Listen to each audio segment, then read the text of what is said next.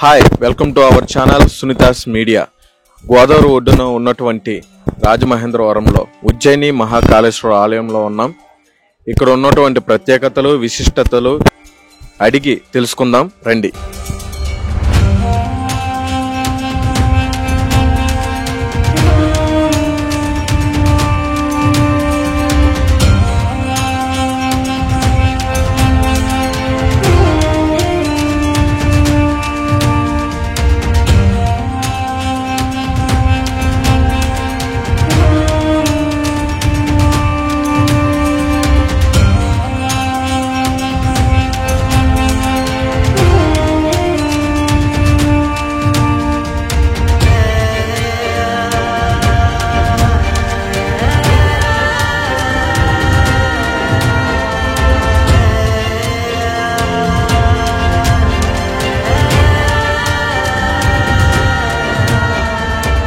Sir, ఈ గుడి యొక్క విశిష్టత, దీని నిర్మాణం, దీని యొక్క చరిత్ర మాకు కొంచెం చెప్పండి సార్.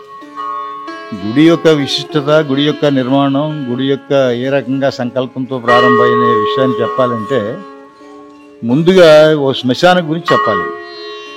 రాజమండ్రిలో నేను 2 శ్మశాన వాటికలు నిర్మించాను. ఆ 2 శ్మశాన వాటికలు, ఒకటి కోట్లింగాలు, 2 ఇన్నీస్పేట కైలాస భూమి అని చెప్పి రెండింటి పేరు కైలాస భూమి అంటారు. అది కట్టి ఆల్మోస్ట్ 32 ఇయర్స్ అయిపోయింది. అప్పట్లో నేను కట్టడం, వాటిని మెయింటైన్ చేయడం ఇవన్నీ రెగ్యులర్గా జరుగుతూ ఉన్నాయి. తీరా ఎంక్వైరీ చేస్తే ఒక 20 ఇయర్స్ బ్యాక్, నాకు 18 ఇయర్స్ బ్యాక్ నాకు ఒక Limca book of world record, ఒక రికార్డు రావడం జరిగింది. అందులో ఏముందంటే, హిందువులకి ఈ మధ్యకాల చరిత్రలో తిరగేసుకుంటే పట్టబోలు వెంకట్రావు అనే వ్యక్తి 2 శ్మశాన వాటికలు నిర్మించాడు అని నాకు ఆ రికార్డు రావడంతోనే ఆ Limca book of world record చూసిన తర్వాత నాకు చాలా ఆనందం అనిపించింది. ఎందుకంటే అసలు ఈ భూమి మీద హిందువులకి అంత అందమైన శ్మశాన వాడికి ఎవరు కట్టలేదా అని నాకు కూడా ఆశ్చర్యం అనిపించింది. ఓకే, అది చూసిన తర్వాత ఎన్నో గవర్నమెంట్ అవార్డ్స్ కానివ్వండి, ఇతర అవార్డ్స్ కానివ్వండి, గవర్నమెంట్ కూడా కొన్ని బాధ్యతలు తీసుకుని ఈ కైలాసములు చూసి ప్రతి చోట ఇవాళ ఆల్మోస్ట్ ఇండియాలో రాజమండ్రిని గూగుల్లో చూసుకుని లేదా యూట్యూబ్లో చూసుకుని ఇవన్నీ కూడా ఈ కడుతూ ఉన్నారు. ఇది ఇలా ఉండగా ఈ మధ్యకాలంలో ఒక 7 ఇయర్స్ బ్యాక్ నేను ఇక్కడికి ఉజ్జయిని వెళ్ళడం జరిగింది. మార్వాడి ఫ్రెండ్స్ రాజమండ్రిలో చాలామంది ఉంటారు. వాళ్ళందరినీ పెళ్ళిళ్ళు అయినప్పుడు, వాళ్ళ ఇంట్లో కార్యక్రమాలు జరిగినప్పుడు వాళ్ళకి ఎప్పుడు రాజస్థాన్లోనో లేకపోతే జైపూర్లోనో అక్కడ జరుగుతుంటాయి. కాబట్టి ఉజ్జయిని, మధ్యప్రదేశ్ ఉజ్జయిని తీసుకెళ్ళడం జరిగింది. ఉజ్జయిని వెళ్ళిన తర్వాత వివాహం కార్యక్రమాలు ఉండగా తెల్లవారుజామున 3 గంటల కాదు మహాకాళేశ్వర ఆలయం దగ్గరికి, ఒక శివాలయం దగ్గర తీసుకెళ్ళినాను. తెల్లవారుజామున అక్కడ నిత్య భస్మాభిషేకం జరిగే కార్యక్రమాన్ని ఒకటి చూపించారు. అక్కడ నిత్యం భస్మాభిషేకం జరిగే కార్యక్రమం చూసిన తర్వాత నాలో తెలియని ఒక సంకల్పం, ఒక మనో ఆలోచన, మనస్సుకు సంబంధించి పదే ఇటువంటి కార్యక్రమాన్ని మనం రాజమండ్రిలో ఎందుకు చేయకూడదు. కారణం ఏంటంటే, ఇక్కడ ఈ ఉజ్జయినిలో వాళ్ళు చేసేది ఏంటంటే, శివలింగానికి తెల్లవారుజామున మనుషులను దహనం చేసిన చితాభస్మం తీసుకొచ్చి అభిషేకం కార్యక్రమం చేస్తున్నారు. అది ఎంతకాలంగా చేస్తున్నారంటే almost 100 years, more than 100 years చేస్తున్నారు. 100 ఇయర్స్ని చేస్తున్న తర్వాత ఎవరు చేస్తున్నారు, ఏ రకంగా ఇది ఎవరు ప్రారంభించారని చెప్పి ఒకసారి లోతుకి వెళ్తే, రాజా విక్రమాదిత్య అనే ఒక మహారాజు అక్కడ పరిపాలిస్తూ ఉండగా, అక్కడ మన వైరస్ లాంటి, మనకి రీసెంట్గా వచ్చిన వైరస్ లాగా, కరోనా వైరస్ లాంటి వైరస్లు ఏవో ఉండి జనం ఎక్కువ ప్రతి ఒక్క మానవులు చచ్చిపోతూ ఉంటుంటే ఆయన కొంత మేధావుల్ని, పండితుల్ని అందరినీ కూర్చోబెట్టి చర్చించాడు. ఆయన చర్చించి ఏ రకంగా దీన్ని మనం ఏం చేయాలి, వైద్యాలు చేసినా తగ్గట్లేదు, ఏంటి ప్రాబ్లం అంటే వాళ్ళందరూ కలిసి ఒక తీర్మానం చేశారు. ఏంటంటే, శివలింగానికి చితాభస్మంతో మనిషి దహనం అయిన తర్వాత ఆ చితాభస్మంతో అభిషేకం చేస్తే, ఆ కార్యక్రమం చేస్తే మీరు తప్పనిసరిగా అది ఈ వైరస్లు అయి తగ్గొచ్చు అని చెప్పి ఒక వివరణ ఇచ్చారు వాళ్ళంతా కలిసి. ఆ వివరణ తీసుకున్న తర్వాత అది ఆయన పెట్టాడు. తర్వాత ఆయన కార్యక్రమం అయిందని అంటారు. మరి 100 ఇయర్స్ బ్యాక్ విషయం కాబట్టి what ever it may be, ఏదో ఒక స్టోరీని మనం తీసుకున్నాం. ఆ స్టోరీ అయిపోయిన తర్వాత నేను రాజమండ్రి వచ్చి, రాజమండ్రిలో నేను బాగా ఆలోచించిన తర్వాత మనస్సు నాకు పదే కూర్చున్నా అదే పోతుంది. మనం ఎందుకు కట్టలేకపోతున్నాం, మనం కట్టాలి, అటువంటి ఆలయం కట్టాలి అని నేనేం చేశానంటే, ఈ ఇన్నీస్పేట కైలాసంలో 17 ఎకరాల 52 సెంట్లు ఉంటుంది. ఇప్పుడు ఈ ఆలయానికి ఆనుకుని ఉన్న శ్మశాన వాటిక 17 ఎకరాల 52 సెంట్లు పవిత్ర గోదావరి నదీ తీరాన్ని ఉంటుంది. ఆల్మోస్ట్ నదిలో ఉన్నట్టే లెక్క, ఇది నదిలో ఉన్నట్టే లెక్క. ఎందుకంటే ఈ చుట్టుపక్కల 2-3 జిల్లాల నుంచి కూడా ఇక్కడికి దహనం చేయడానికి బాడీలు వస్తుంటే అది కాకుండా ఎంతోమంది శ్రీకాకుళం నుంచి అక్కడి నుంచి ఇతర ప్రదేశాల నుంచి కూడా హైదరాబాద్ నుంచి కూడా చాలామంది తెచ్చుకుంటూ ఉంటారు. తెచ్చుకుని ఎందుకంటే పవిత్ర గోదావరి నది పక్కన దహనం చేయడానికి పవిత్రమైన కొన్ని కైలాస భూములు ఉన్నాయి కాబట్టి ఇక్కడ ఆ కైలాస భూముల్లో దహనం చేయాలని చెప్పి ఒక సదుద్దేశంతోనూ మంచి సంకల్పంతో తీసుకొచ్చి వాళ్ళు చేసుకుంటూ ఉంటారు. ఇవన్నీ ఎలా జరుగుతూ ఉండగా నేను అనుకోకుండా నా దగ్గరికి వాసు అని చెప్పి ఒక శిల్పి నరసాపురం నుంచి అతను రావడం జరిగింది. నాతో కూర్చుని ఆలోచించిన తర్వాత అతను మోడల్గా చెప్పాడు. అతను చెప్పినవన్నీ నేను అలా వింటూ స్కెచ్ తయారు చేస్తున్నాడు. తయారు చేసినప్పుడు అతనికి నేను శిల్పికి నేను ఒకటే చెప్పాను, రాజమండ్రిలో 2 దహన వాటికలు కట్టాం. ఇట్స్ కాల్డ్ కైలాస భూములు. 2 కైలాస భూములు కూడా వీళ్ళ భారతదేశంలో ఒక చరిత్రగా ఉండి భారతదేశంలో హిందువులకి శ్మశాన వాటికలు కావాలంటే రాజమండ్రిలో వెళ్ళి చూసి అక్కడ చెయ్యాలని చెప్పి ఒక ఆలోచన మేరకు జరుగుతూ ఉంది. అలాగే నేను కట్టిన ఆలయం కొన్ని వేల సంవత్సరాల నుంచి కొన్ని వందల సంవత్సరాల నుంచి మహానుభావులు ఎంతోమంది శ్రీకృష్ణదేవరాయల దగ్గర నుంచి ఎంతోమంది ఎన్నో ఆలయాలు కట్టారు. ఇవాళ హిందువులకు ప్రత్యేకంగా మన ఆలయాలు కట్టక్కర్లేదు. ఉన్న ఆలయాల్ని జాగ్రత్తగా మెయింటైన్ చేస్తే సరిపోతుంది. వాటిని ఏమన్నా పడిపోతే వాళ్ళని రిపేర్ చేస్తే బాగుంటుందని అనుకున్న వాళ్ళు నేను ఒకడిని. కొత్త ఆలయాలు కట్టడానికి నేను ఇంట్రెస్ట్ నేను ఎప్పుడు చూపించేవాడిని కాదు. పాత ఆలయాలనే మనం సరిదిద్దుకుంటే సరిపోదు. మన పూర్వీకులు ఎంతో వరం ఇచ్చారు మనకి అని నేను ఆలోచన ఉన్నప్పుడు నేను అలా చెప్తూ ఉండేవాడిని. అలాంటిది ఇప్పుడు నేనే ఆలోచించి ఏదైనా కట్టాలి అనేటప్పటికీ అతనుకి ఒకటే చెప్పాను వాసుకి, నేను ఇప్పటి వరకు ఉన్న ఆలయాలు ఏ ఆలయం మనం నమూనా తీసుకోవద్దు.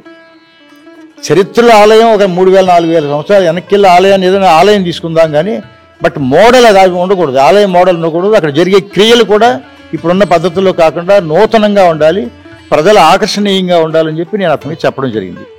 అతను అదే ఉద్దేశంతో వాళ్ళు అద్భుతంగా దాన్ని ఒక స్కెచ్ తయారు చేసిన తర్వాత ఆ ప్లాన్ నాకు ఇచ్చాడు. వెంటనే నేను అది చూసిన తర్వాత అంగీకరించాను. ఎందుకంటే నేను కేవలం నిత్య భస్మాభిషేకం చేద్దామని శివాలయం ఒకటి కడదాం అనుకున్న వాడిని ఇవాళ ఈ ఆలయాన్ని ఆ శిల్పిని బట్టి నేను మారి ఈ అద్భుతంగా నేను దీన్ని నిర్మించడం జరిగింది. ఇవాళ మీకు చూస్తే మొదటి నుంచి చూద్దాం. అయితే రాజగోపురాలు 4 రాజగోపురాలు ఉన్నాయి.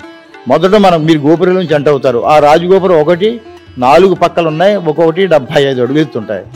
అలాగే ద్వైతము అద్వైతము అని చెప్పి 2 రకాలుగా మీరు శివుడికి సంబంధించినవి కానీ విష్ణుమూర్తికి సంబంధించినవి కానీ విగ్రహాలు మీరు ఒక పక్క ఏమో 32 విగ్రహాలు ఉంటాయి, 2 ఎల్లాకారాలు ఉంటాయి. రెండో పక్క శివుడికి సంబంధించి ఏమో 32 విగ్రహాలు ఉంటాయి, విష్ణుమూర్తికి సంబంధించి 32 విగ్రహాలు ఉంటాయి. ఎందుకంటే మానవుడు 2 రకాలకి ఇడిపోయాడు ఇవాళ. ఎందుకంటే ద్వైతము కొంతమంది ఉంటారు, అద్వైతంలో కొంతమంది ఉంటారు. భగవంతుడు ఒక్కడే అని చెప్తారు, మరి భగవంతుడిని కూడా 2 రకాలుగా విడదీస్తారు. సరే ఇది ఎందుకు దీనికి ఆన్సర్ దొరకని సమస్య, మనకు అక్కర్లేని సమస్య అనే ఉద్దేశం మీద నేను ఏ ఒక్కరైనా మానవుడు భక్తుడిగా మారిన తర్వాత తప్పనిసరిగా ప్రతి భక్తుడు ఇక్కడ రావాలి. శివ భక్తులు రావాలి, విష్ణుమూర్తి భక్తులు వైష్ణవ భక్తులు రావాలని చెప్పి నేను 2 రకాలుగా ఎడదీసి 2 రకాలుగా కూడా కట్టాను. పోతే ఇక్కడ ఒక విషయం ఏంటంటే ఈ విగ్రహాలన్నీ కూడా ఇవాళ చూసిన ప్రతి వాళ్ళకి కూడా మాతో మాట్లాడుతున్నాయి. విగ్రహాలు ఎంతో అందంగా ఉన్నాయి. విగ్రహాలు చూస్తుంటే మేము మర్చిపోకపోతున్నాం. ఇంటికి వెళ్ళిన తర్వాత పడుకున్నా కూడా విగ్రహాలు మా కళ్ళలోకి వస్తున్నాయి అని ఇవాళ భక్తులందరూ చెప్తున్నారంటే అది రాజస్థాన్లో నేను చేయించాను. జైపూర్లో విగ్రహాలన్నీ కూడా కరోనా టైంలో 1.5-2 సంవత్సరాలు పెట్టింది అతను చేయడానికి, ఆ కార్ఖానా దగ్గర చేయడానికి. అయితే అతను అద్భుతంగా నేను ఇచ్చాను. ఆ పైన మీరు చూస్తే ఆ పైన చూస్తే మీ విగ్రహాలు కనబడుతుంటాయి. ప్రతి కింద ఒక గణపతి విగ్రహం ఉందంటే పైన గణపతి విగ్రహం ఉండదు. ఆ పైన తయారు చేసిన విగ్రహాలన్నీ 64 నేను ఇస్తే ఆ 64 విగ్రహాలు తను మార్బుల్తో పాలరాయితో తయారు చేసి అద్భుతంగా తయారు చేసి ఇవ్వడం జరిగింది. చాలా ఖరీదైనది పక్కన పెడదాం మనం. కానీ ఇవాళ ప్రతి ఒక్కరికి కూడా ఈ గుడికి వెళితే మనకి ఏదో ఒక శివలింగాన్ని దర్శనం చేసుకోవడం, అమ్మవారి దర్శనం చేసుకోవడం కాకుండా 70-80 మంది దేవుళ్ళని వివిధ రకాలుగా మనం ఏ దేవుళ్ళని అయితే పూజిస్తామో, మనం ఎవరినైతే పూజించమో అని ఎంతమంది దేవతలు, మనకు కొంతమంది దేవతలు తెలుసు, కొంతమంది దేవతలు తెలియదు. అలాంటిదంతా కూడా ఒక్క శివాలయంలోకి వెళ్తే ఇన్ని విగ్రహాలు చూసే అదృష్టం కలుగుతుందని భక్తులు అనుకుంటున్నప్పుడు కట్టించిన నాకు చాలా ఆనందం అనిపిస్తుంటుంది ఒక్కొక్కసారి. ఎందుకంటే వాళ్ళు తీసుకున్న డెసిషన్. అలాగే మనం గర్భగుడిలోకి వద్దాం. ఇవాళ గర్భగుడి 109 అడుగులు హైటు. చాలా ఆశ్చర్యం. మీరు ఎక్కడ ఈ మధ్యకాలంలో ఎక్కడ చూడరు. ఎందుకంటే 109 అడుగులు గర్భగుడి. దానికి 4 గుమ్మాలు ఉన్నాయి. మీరు అబ్జర్వ్ చేయండి, 4 గుమ్మాలు ఉన్నాయి. 4 గుమ్మాలు ఉన్న శివాలయం మీకు ఎక్కడా కనిపించదు. నాటు శివాలయం, మహంకాళేశ్వర ఆలయం కానీ ఇంకొక ఆలయం కానీ ఏ ఆలయమైనా 1-2 తలుపులు ఉంటాయి తప్ప, గుమ్మాలు ఉంటాయి తప్ప ఆ గోడు ఒక్కోటి 20 అడుగుల ఎత్తులో ఉన్న గ్రానైట్ రాయితో తయారు చేయించాం. తలుపులు కానీ గుమ్మాలు కానీ తయారు చేయించిన అద్భుతంగా తయారు చేయడం జరిగింది. అలాగే ఆ లోపల ఉన్న శివలింగాలు కానీ నందులు కానీ ఇవన్నీ కూడా మహాబలిపురంలో రాయి కొని, నేను గ్రానైట్ రాయి కొని తిరుపతిలో తయారు చేయించడం జరిగింది. దీని ప్రత్యేకతలన్నీ కూడా ఎక్కడికక్కడ నేను తేల్చుకుంటూ వెళ్ళడం వల్ల అది కాకుండా ఇవాళ 4 గుమ్మాలతో పాటు మీరు గమనించండి, 4 గుమ్మాలంటే మీకు ఇలా ఎక్కేటప్పుడు చూస్తే ఈ గర్భగుడిలోకి ముందు 4 మండపాలు వస్తాయి. 4 మండపాల తర్వాత మీకు 4 ధ్వజస్తంభాలు, 4 ధ్వజస్తంభాల తర్వాత 4 త్రిశూలాలు, 4 బలిపీఠాలు, 4 నందులు, 4 గంటలు. అలాగే మీకు ప్రతిదీ కూడా 4 అలాగే 4 మీరు గాలి గోపురాలు, మహాగోపురాలు 4, అలాగే 4 ఎల్లాకారాల్లో మండపాలు, 4 మండపాలు, అన్నీ 4 ఇలాగా 4 అనేది ఎప్పటికీ మనకి భూమికి దిక్కులు 4, మనం బతికే వేదాలు 4. ఇలాగా ఈ 4 అనేది ఇప్పుడు అది కాకుండా ఇంకోటి ఏంటంటే నాకు 4 ఆడపిల్లలు. నా సెంటిమెంట్ కూడా నాకు అక్కడ కలిసి వచ్చింది. నాకు 4 ఆడపిల్లలు. ఈ సెంటిమెంట్ కూడా నాకు కలిసి వచ్చి ఖచ్చితంగా కడదాం అని ఆలోచన చేసి అతనితో నేను ఖచ్చితంగా కడదామని చెప్పి అతను ప్రోత్సహించాను. కట్టడం మొదలుపెట్టాను. అనుకున్నదే తడవుగా నాకు ఎప్పుడు కూడా ఏదన్నా శంకుస్థాపన చేయాలంటే ఒక ముహూర్తం పెట్టాలి, ఇంకోటి పెట్టాలని ఏముండదు. నేను ఎప్పుడు అనుకుంటే అప్పుడే పని మొదలెడతాను. అలాగే పని మొదలెట్టాను. పని మొదలెట్టిన తర్వాత 5 సంవత్సరాలు పట్టింది నాకు ఇది చేయడానికి. ఏ ఒక్కరి సహాయం, ఆర్థిక సహాయం కానీ వ్యక్తిగత సహాయాలు కానీ ఏమీ తీసుకోకుండా 5 సంవత్సరాల పాటు కష్టపడ్డాను డే అండ్ నైట్లో. అలాగే కరోనా బాడీలు ఎన్నో రోజుకు 100 బాడీలు వస్తుండేవి. ఆ కరోనా బాడీలు కాల్చడం, రోజు 40-50 బాడీలు ఏమో మామూలు బాడీలు వచ్చాయి, అవి కాల్పించడం ఈ వర్కర్స్తోని ఒక రకమైన బాధగా. భారతదేశ చరిత్రలో కరోనా బాడీలు కంప్లైంట్ లేకుండా రాజమండ్రిలో చేసింది నేను ఒక్కడనే. ఇంతవరకు ఏ రకమైన కంప్లైంట్ లేకుండా కలెక్టర్ కానీ కమిషనర్ కానీ ఏ రకమైన ట్రబుల్ ఇవ్వకుండా అన్ని రకాలుగానే కరోనాకి సహకారం చేశాను. మొత్తం ఎన్నో రాష్ట్రాల నుంచి, ఎన్నో జిల్లాల నుంచి కూడా ఇక్కడ రోజు బాడీలు వస్తుండే. వాటితో పాటు దీనికి 200 మంది శిల్పులు ఉంటే ఆ 200 శిల్పులను పట్టుకొని ఇక్కడ దీన్ని మేనేజ్ చేయడం జరిగింది. ఇది ఇలాగుండగా ఇది అద్భుతమైన ఆకారం పెట్టిన తర్వాత 1 year ఏప్రిల్ 6వ తారీఖున లాస్ట్ ఇయర్ కింద సంవత్సరం దీన్ని ప్రారంభించాం. ప్రారంభించిన తర్వాత నేను ఒకటే, ఎందుకంటే చాలా ఆలయాల్లో అప్పుడప్పుడు నేను పెద్దగా ఆలయాలు ఎక్కువ వెళ్ళే అలవాటు లేదు, కానీ చూస్తే ఆలయం దగ్గర ఏదైనా ఒక ఆలయం దగ్గరికి వెళ్తే ముందు వెళ్ళగానే మనకి అన్ని ఖర్చులే. వెళ్ళిన వెంటనే అక్కడ ఆ చెప్పులు డబ్బులు కట్టాలి, ఎక్కడ దూకుని ఆ చెప్పులతో పాటు అక్కడ కొబ్బరికాయలు కొనడానికి కూడా డబ్బులు కట్టాలి. లేకపోతే అక్కడ బయట ఉన్నవాడు ముష్టాళ్ళకి అక్కడ ముందు అక్కడే వెంటనే డబ్బులు వేసి రావాలి. 3, 4వది అయిన తర్వాత చెప్పులతో పాటు లోపలికి వచ్చిన తర్వాత గర్భగుడి వెళ్ళడానికి ఒక టికెట్ ఉంటుంది, అభిషేకానికి ఇంకో టికెట్ ఉంటుంది, మరి ఎంట్రన్స్ ఇంకో టికెట్ ఉంటుంది. ఇవన్నీ అయితే లాస్ట్లో సందాలు అంటారు, ప్రసాదం అంటారు. ఇవన్నీ రకరకాల మన ఇంటికాడ నుంచి తెచ్చిన డబ్బులు జేబులో రూపాయి మిగలకుండా అయిపోయే పరిస్థితుల్లో భక్తులకి ఉన్న వాతావరణాన్ని నేను గమనించి ఇక్కడ ఆ రకమైనది ఏమీ లేకుండా ఆఖరికి ముష్టి వాళ్ళ దగ్గర నుంచి కూడా ఎవరినే ఉంచకుండా ఇక్కడ అన్ని జాగ్రత్తలు తీసుకొని బ్రాహ్మణులందరినీ పెట్టి, బ్రాహ్మణులు కూడా చెప్పేది ఏంటంటే బ్రాహ్మణులకి మధ్యలో ఇవాళ భగవంతుడికి మనకి మధ్యలో ఉండేది ఈ బ్రాహ్మణులు కొంతమంది ఉంటారు కాబట్టి భక్తుడికి మధ్యలో ఈ బ్రాహ్మణులతో కొన్ని ఇబ్బందులు ఉన్నాయని చెప్పి బ్రాహ్మణులు చెప్తుంటారు, మా వాళ్ళు కూడా చెప్తానే ఉంటారు. కానీ అది కాకుండా వాళ్ళకి జీతాలన్నీ ఏర్పాటు చేసి, అవసరమైన జీతాలన్నీ పక్కాగా ఏర్పాటు చేసి వాళ్ళకి అన్నీ కూడా ఇక్కడ కావాల్సిన అన్ని సదుపాయాలు అన్నీ చేసి లోపల వెళ్ళిన తర్వాత ఎక్కడ ఏ రకమైన భస్మాభిషేకానికి టికెట్ లేదు, అభిషేకాలకి టికెట్ లేదు, దేనికి టికెట్ లేదు. అలాగే గర్భగుడిలోకి స్వయంగా భక్తులు అందరూ వెళ్ళి స్వయంగా అభిషేకం చేసుకోవచ్చు ఉచితంగా. స్వయంగా ఉచితంగా చేస్తున్నదే కాకుండా పాడుమట్టాన్ని, శివలింగాన్ని వాళ్ళు చూడడానికే అవకాశాలు ఇవ్వరు చాలా ఆలయాలు. అలాంటిది వాళ్ళు చేతితో స్పర్శించుకొని వాళ్ళ తల పాలుమట్ట మీద పెట్టుకుని దండం పెట్టుకుని వెళ్ళే భక్తులు చాలా మందిని చూస్తూ ఉంటాను. ఇలాగే ప్రతిదీ పండగలకు వచ్చే క్రతువులు చేయడం కానీ, కళ్యాణం చేయడం కానీ, నంది అభిషేకాలు చేయడం కానీ, ఇవన్నీ కూడా మామూలుగా సిస్టమ్ ఎలాగైతే ఉందో ఉజ్జయినిలో దీని పేరే ఏం పెట్టడం జరిగింది, మహాకాళేశ్వర ఆలయం, మరో ఉజ్జయిని, రాజమహేంద్రవరం. ఇదే దీని టైటిల్. ఎందుకంటే ఉజ్జయిని తర్వాత మరో ఉజ్జయిని రాజమండ్రిలోనే ఉంది.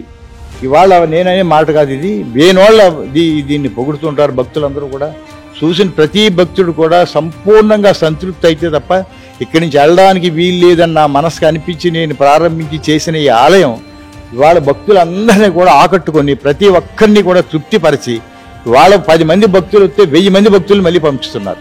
ఎందుకంటే ఆలయాలకు పబ్లిసిటీలు అక్కర్లేదు, ఎందుకంటే ఇక్కడ బాగుంటే భక్తుడు బాగుందని చెప్తాడు, సదుపాయాలు బాగున్నాయి, మనం వెళ్ళడానికి అన్ని రకాలుగా ఉన్నాయి.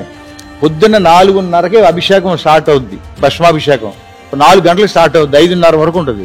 5:30 తర్వాత మళ్ళీ 6 గంటలకు అభిషేకాలు స్టార్ట్ అవుతాయి, 11 గంటల వరకు ఉంటాయి.